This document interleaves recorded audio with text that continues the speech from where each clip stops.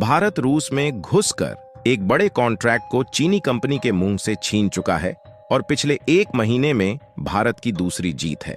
आपने बिल्कुल सही सुना, एक मेजर शिप बिल्डिंग कॉन्ट्रैक्ट को रशिया की तरफ से चीनी कंपनी को दिया जाना था, लेकिन सही मौके पर भारत ने इस कॉन्ट्रैक्ट में एंट्री मार के इसे हासिल कर लिया है। हमने कुछ दिनों पहले न्यूज को कवर किया था, जिसमें हमने आपको बताया था कि भारतीय शिप बिल्डर्स रूस के लिए 24 कार्गो जहाज भारत में कंस्ट्रक्ट करने वाले हैं। भारत को मिला अब तक का ये काफी बड़ा कॉन्ट्रैक्ट था। लेकिन बात केवल यहीं तक नहीं रुकी। इस बार रूस ने अपने जहाज कंस्ट्रक्शन के कॉन्ट्रैक्ट को आउटसोर्स किया है। और अगर आप इस अपडेट के बारे में सुनेंगे तो आप खुद अपने भारतीय होने पर गर्व करेंगे। पूरी डेवलपमेंट क्या है इस वीडियो में समझते हैं। भारत जिस तरह से तेजी से आगे बढ़ रहा है, उसके लिए इस वीडियो को एक लाइक जरूर करें। साथ ही इसी तरह और भी नॉलेजेबल वीडियो देखने के लिए चैनल को सब्सक्राइब जरूर करें।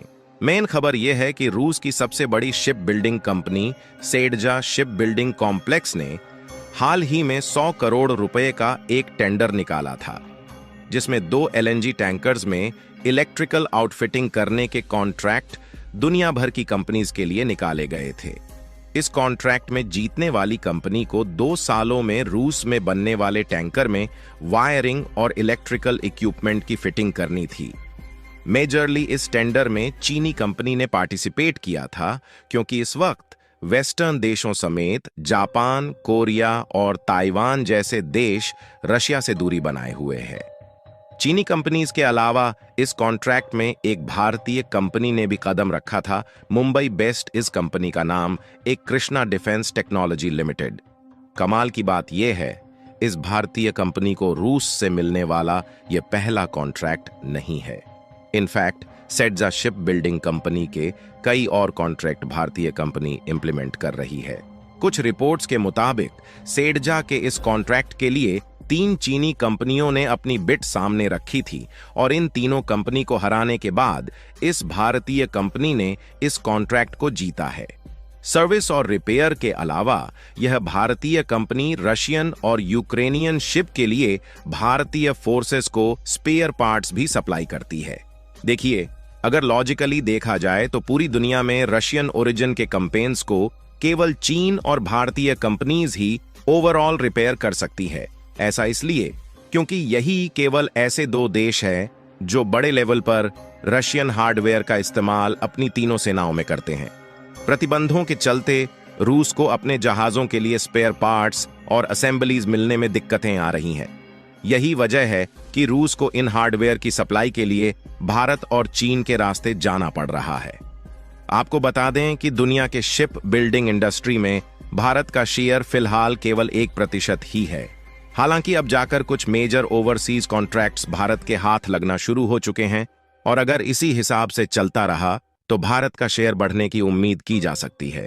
अब कुछ बड़े विशेषज्ञों का कहना है कि हम शिप बिल्डिंग में 90% तक का इंडिजिटाइजेशन हासिल कर चुके हैं, लेकिन अगर प्रैक्टिकली देखा जाए तो इंडिजिटाइजेशन 40 से 55% ही है, क्योंकि अभी भी बड़े मरीन इंजन भारत में डेवलप नहीं हो पाए हैं और अभी भी जनरल इलेक्ट्रिक और रोल्स रॉयल जैसी कंपनी से इंजन को लेकर भारत को मदद लेनी पड़ती है।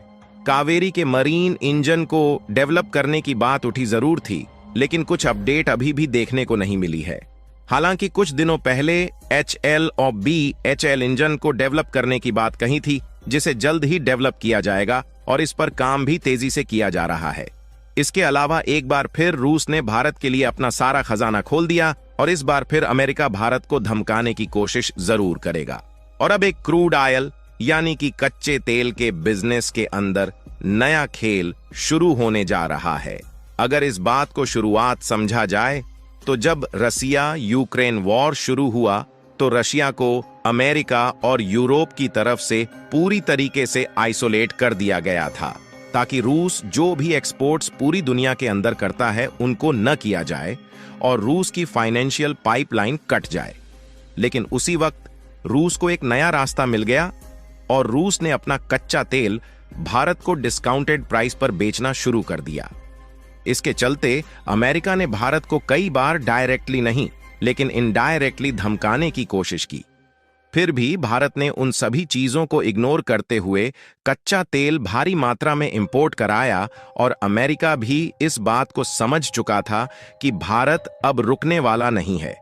इसलिए अमेरिका ने भी अपने क्रूड ऑयल के प्रोडक्शन बढ़ा दिए, जिसके कारण ओपेक और ओपेक प्लस कंट्रीज के जो भी मेंबर, वहां पर भी कुछ गिने चुने देशों को अगर छोड़ दिया जाए तो सबने क्रूड ऑयल के प्रोडक्शन को बढ़ा दिया और इसे ओवरऑल अंतरराष्ट्रीय बाजार में क्रूड ऑयल ज्यादा मात्रा में शुरू हो गया। अब सप्लाई ज्यादा डिमांड कम होने की वजह से पूरे ऑयल मार्केट के अंदर फ्लक्चुएशन आए और कच्चे तेल की कीमतें अचानक से नीचे आ गईं।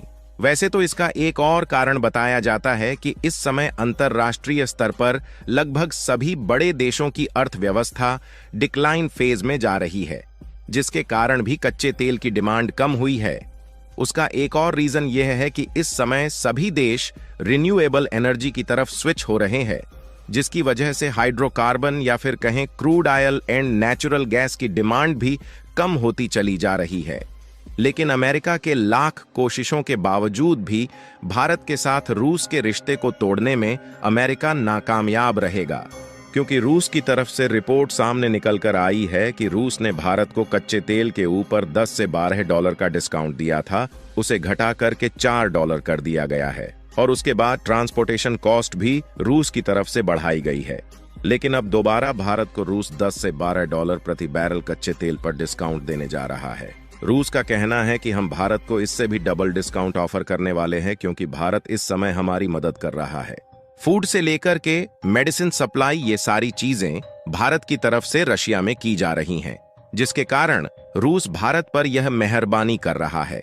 इसी कारण रूस भी बढ़ चढ़कर भारत की तरक्की में पार्टिसिपेट कर रहा और इस खबर के आते ही भारत की कई तेल कंपनियों ने रूस के साथ में डील करना शुरू कर दी है। फिलहाल अभी किसी भी कंपनी का नाम हाईलाइट नहीं किया गया है, लेकिन कई सारी कंपनीज यहां पर ऑलरेडी पार्टिसिपेट कर चुकी हैं और पिछले वीडियो में हमने आपको यह भी बताया था कि रूस से मिले डिस्काउंट की वजह से यूएई और सऊदी अरब जैसे देशों ने भी भारत को डिस्काउंट प्राइस पर क्रूड ऑयल ऑफर कर दिया है।